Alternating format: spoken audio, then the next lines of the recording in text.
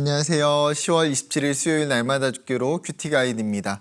오늘 함께 나눌 본문은 요엘서 2장 18절부터 32절 본문입니다. 요엘서는 크게 두 부분으로 나눌 수가 있습니다. 전반부인 1장 1절부터 2장 17절까지는 여호와의 날에 임하게 될 심판과 재앙 그리고 회개에 대한 요청을 선언하고 있습니다. 후반부인 2장 18절부터 3장 21절은 여호와의 날에 하나님이 주시는 축복과 구원에 대해서 이야기하고 있습니다. 그렇기 때문에 오늘 본문은 전반부와 분위기가 굉장히 다른 것을 알 수 있습니다. 내용 관찰 질문을 통해서 함께 나누어 보겠습니다. 1번, 하나님께서 백성을 불쌍히 여기시는 때에 어떤 일을 행하실 것임을 예언합니까? 먼저 18절에는 그때에 라고 이야기합니다. 여기서 그때라는 것은 여호와의 날이 임해서 심판과 징계가 있을 때에 그들이 진정으로 회개하고 금식하며 여호와께 돌아오는 때를 이야기합니다. 하나님 그들이 회개하며 돌아올 때에 자기의 땅과 자기의 백성을 지극하신 사랑으로 말할 수 없을 만큼 큰 사랑으로 품으시고 그들을 불쌍히 여겨주신다라는 거예요. 그 하나님은 그 백성들에게 곡식과 새 포도주와 기름을 흡족하게 허락해 주시고 더 이상 이방 나라가 그 땅을 짓밟지 못하도록 멀리 쫓아내 주십니다.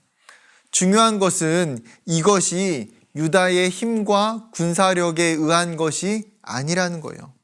누가 하신 일입니까? 여호와 하나님께서 행하신 일임을 그들이 기억해야 합니다. 두 번째 관찰입니다. 하나님께서 행하실 큰 일로 인해 유다에게 임할 축복은 무엇입니까?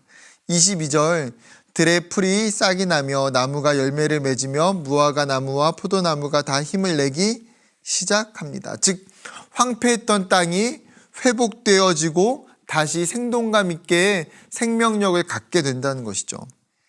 23절은 너희를 위하여 비를 내리시되 이른 비를 너희에게 적당하게 주시리니 이른 비와 늦은 비가 예전과 같을 것이라. 즉 농작물의 소출이 풍성하기 위해서는 때에 맞는 적당한 비가 굉장히 필요하고 중요합니다. 이른 비는 10월과 11월의 파종기에 내리는 비를 이야기하고요. 늦은 비는 3월과 4월의 수확기에 내리는 비를 이야기합니다. 즉 이른 비와 늦은 비를 하나님께서 필요한 때에 허락해 주신다라는 거예요. 그렇게 24절에 마당에는 밀이 가득하고 독에는 새 포도주와 기름이 넘친다라고 이야기합니다.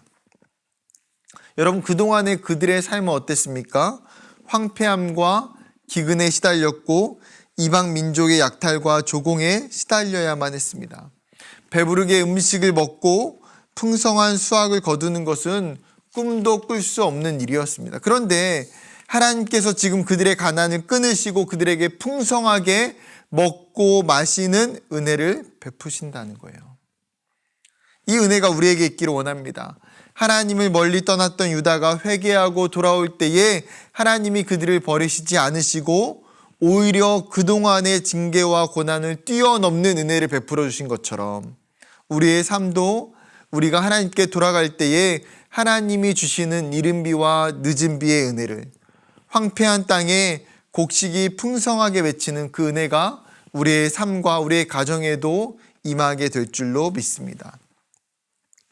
세 번째 관찰 질문입니다. 여호와께서 베푸실 이적이 어떻게 표현되어 있습니까? 30절, 내가 이적을 하늘과 땅에 베풀리니 곧 피와 불과 연기 기둥이라. 여러분 피와 불과 기둥, 연기 기둥이라고 할 때 연상되는 이미지들이 있습니다. 어떤 이미지입니까? 출애굽기의 피제양도 생각이 나고요. 소돔과 고모라가 유황불로 말미암아 재앙을 받았던 사건도 떠올립니다. 광야에서 이스라엘 백성들을 인도했던 불기둥과 구름기둥이 있죠. 피와 불과 연기의 공통점은 하나님의 심판의 도구이자 이들이 또한 하나님의 임재를 직접적으로 보여주는 상징적인 도구라는 것입니다. 즉 여호와의 날에 이러한 심판의 현상이 나타나고 또한 하나님의 임재가 나타나게 된다는 것입니다. 그렇다면 4번 질문입니다.